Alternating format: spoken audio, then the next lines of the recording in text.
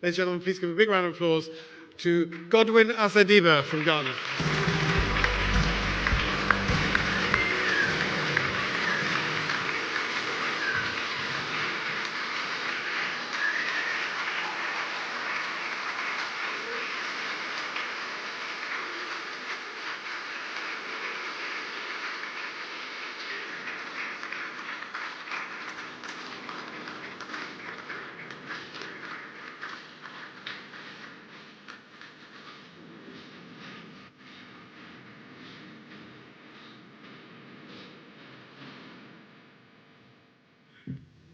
Good evening, everybody. My name is Godwin Asidiwa, obviously from Ghana. Video no ensa ye bebo rem na ya hwe the deep side pa ensem awodo a ewo sa award we see mu na me pese me kire wo ma wo hu se sa award we see adiama eye abranti we see no eye award bi a every year bi a BBC organize ya ye friend no BBC Kumladumo award a omode award eye African journalist ahodo dodo na sa award we ya abranti ewi ni ye award bi a eye the whole Ghana ha Branty and the first person when we sa award ya wenye na ebia ebusua obebisa se eye edie be ho award ana omodema eye abranti eye investigative journalist ewo Ghana hase no a oye adwuma ema one television station bi ewo Ghana hase ya mentumi emodi na documentary video bi na abranti ya oda ho no ma yehuni oye edifa one of the biggest watch bia ewo Ghana hase no eho na utimu se sa watch no na eniema na ekoso ewo sa watch ho no na eye niema bia eni eye nyaye pa na branti de tumi tu ne ho Ghana hanyina eye abranti de tumi tu ne ho si ho no ekọ sa watch we mu ekoye enhwehwemu ahodo emu doye pa edifa sa watch de kese ya ewo Ghana ha eho na enhwehwemu oye fa ho nyina ene se eye dead bodies ahodo a ewo watch ho no no in fact na otimu se dead bodies no mo hye fridge me so no mo pro na otimu se eyade a na ani eyenyan pa na ensese enipa mpo ewo sa mochire ho eye adwuma wo ho no nanso abusunya abranti oda ho no ma ye friend Godwin Asidiba efato ne ho so emia nani ekosa mochire we se mu koye underground investigation ehwe eniema ahodo a ekoso ho no mo ama eye dead bodies ahodo a omo ewo sa mochire we se mu omo ebro na omo ntumi enya better treatment enfema wo ma mochi ho na nkasa nso no omo ntumi maintain ho no mu ya na ama eniema ese ho no yento so na yenhwe abranti ye Godwin Asidiba na nsem ahodo a oka e de atai eye award ya eye the whole BBC e de man no ehun na afa yempomra documentary video so ahodo a oyeye e de fa eye mochi kese wo Ghana ha ehun ana afi de sanso ka ho biem eye Russia Ukraine war eho ensensem abrantie bi nso eyi ne ho si ho no se adwuma bi apie e Russia maimu a ye pe enkrofo ama wo mo akwakọ yi security job ni agricultural job ni ade ewo eye Russia maimu a asa abrantie we say fa control kwan so dada Ghana for ahododo na dom kopi Russia maimu a ebusuya ekowi eche na Ghana for adihye akwakopi ewo okon ano ewo Russia maimu a ne nyina mu eye abranti ana ewurewure mu a ekokọ yema eye Ghana for adehye enya omuti edidi mu a omo so etimi de bepie mu ewo oman Ghana. Ladies and gentlemen, please give a big round of applause to Godwin Asadiba from Ghana.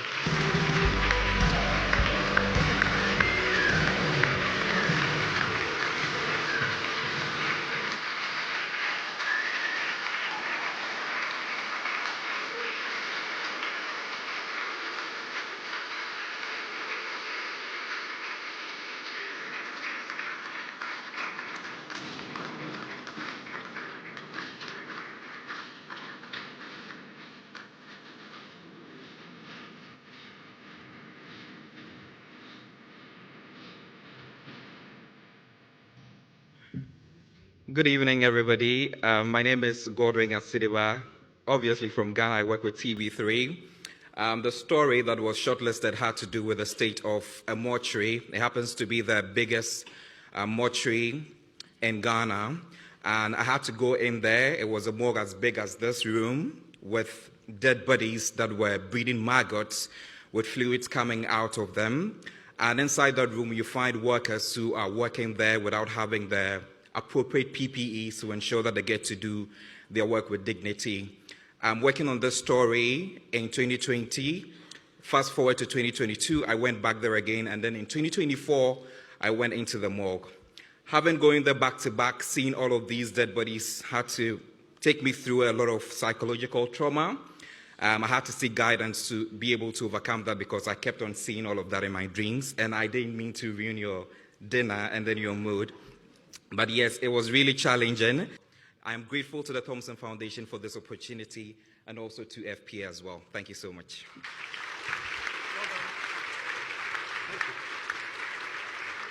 In a landmark moment for Ghanaian journalism, Godwin Asidiba, a fearless investigative journalist at Media General, has been named a winner of the 2025 Michael Elliott Award for Excellence in African Storytelling, presented by the International Center for Journalists, ICFJ, the One Campaign, and the Elliott family. Asidiba becomes the first Ghanaian ever to receive this prestigious award, joining a distinguished group of African journalists whose work has shaped public discourse and driven social change across the continent. He earned this international recognition for his powerful documentary that peeled back the layers on Ghana's mortuaries, exposing the harrowing and dehumanizing conditions endured by mortuary workers, people who live in silence and service behind the scenes of life and death. He will also attend an in-person award ceremony in London in June. Godwin Asidiba's journey has been one of bold conviction and relentless courage. At Media General, one of Ghana's leading media houses, he doesn't just report the news, he runs towards it, often into uncomfortable and dangerous places, driven by the belief that journalism is not just about informing the public but transforming lives. His body of work includes groundbreaking investigations into child labor, education inequality, trafficking and public healthcare failings. He has been the voice for the voiceless and the lens through which forgotten communities find visibility. This is what these kids here, as young as 5 years old, drink. Over the years, he has received multiple national and international awards, including 3 National Journalism Awards and international honors for stories that brought real-world change. Whether it's children risking their lives for gold instead of attending school or hidden challenges in healthcare systems, Asidiba's storytelling is both intimate and impactful. What sets him apart is his ability to carve out a daring niche in investigative journalism, often going where few dare to go, uncovering the buried, the broken, and the hidden. He combines empathy with fearless inquiry, creating stories that don't just expose injustice but push for reform. This recognition belongs first and foremost to the fearless mortuary workers who opened their world to me. I carry their voices with me and hope the spotlight drives urgent reforms they so desperately deserve. It is about time. And being the first Ghanaian investigative journalist to win this award comes with a greater responsibility to do more and create deeper impact. Knowing that my work is making a difference gives me immense satisfaction as a journalist, and I'm just about starting. Asidiba expressed gratitude to God, his team at Media General, his supportive family, and all those who encourage him to keep pushing forward, even when the journey gets tough.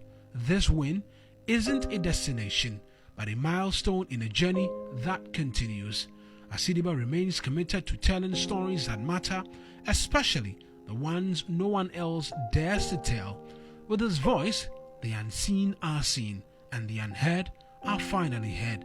The truth matters, and Godwin Asidiba will keep telling it.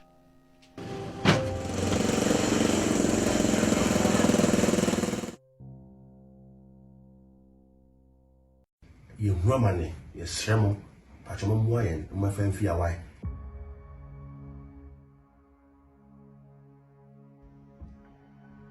"14 young men from Ghana embarked on a journey they believed would change their lives forever. Lured by promises of secure, well-paying jobs in Russia, These men left their families behind with hopes of building a better future. But what was meant to be a life-changing opportunity turned out to be their worst nightmare. We are in an uncompleted building, and this is one of the buildings they destroyed. Okay. Let me show you around. Match will go on, man. Check inside. First, will go on, man. Check inside.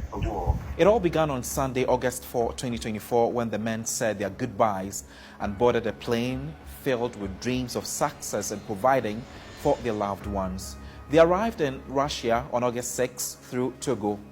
Their hearts were filled with anticipation, but from the moment they touched down, things took a chilling turn. Upon arrival, they were whisked off to Kostroma, a city in western Russia, to sign what they thought would be employment contracts. Instead, they found themselves faced with a grim reality. The young men say they were deceived by a contractor who had promised them these opportunities, a man known as Abraham Boakye, popularly known as one-man supporter in Ghana. Abraham, the man they had trusted, now seemed to be their worst enemy. Abraham Boakye, popularly known as one-man supporter. He brought us here. Right. He told us there is a job opportunity over here in Russia, which is security work and then agriculture. Okay. So we paid for our own plane ticket and then visa fee. The military people brought us a contract to sign. And then before, he told us that it's a security work, but we'll be trained by the military. Right. So when the military people brought the contract, we thought it's the training that they are coming to train us. The contract, we are coming. The day we were signing, he was not around. He was in Moscow. So we called him and told him that I'm on the contract I'm ready to sign. Should we sign? Because he is the one who brought us here. And he said, oh, must sign. As of September 17, when I spoke with 3 of the remaining survivors, they were trapped in Donetsk, Ukraine, awaiting orders to be sent to the front line of the war. 2 people out of the 14 said, the commander said they are going to front war, so they should prepare. The next day they are going. Up to now, we've not heard from them. You can't go out anywhere, even if you are going to private. The security, the military escorts you. Their situation is beyond dire. Their passports have been seized, and the 14 who left Ghana together have now been reduced to just 3. Where are the remaining people? We don't know where they are. Just yesterday, they came to take 2 people out of me.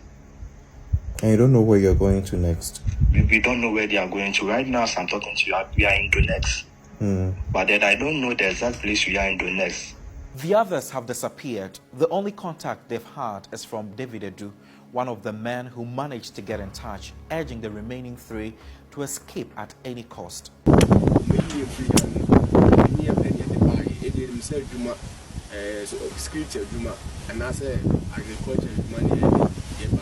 They live in constant fear, stuck in a makeshift shelter, unsure who will be next to be sent to fight. You will pay, and now boom, or boom, and now boom. Yes, we need a holding beer in training beer, a bit more than Adiana. TSM, Pamacho, Mutia, Mum, fine fear. Why, Pamacho? Be down so you're nay, you're dead, and we also the producer.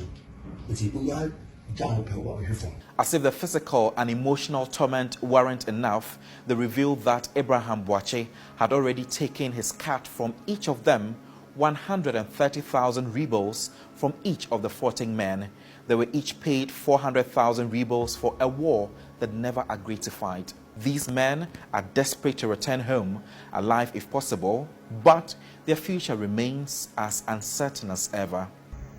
My family is in Accra, but then I've not told my mom about it because my mom is suffering from stroke and BP. If I should tell her about it right now, you know what is going to happen. Efforts to reach Abraham Boakye for his side of the story have, however, proved futile. Despite repeated attempts to get him to address the serious accusations leveled against him by the young men, he remains unreachable, leaving many unanswered questions. Godwin Asidiba, TV3 News.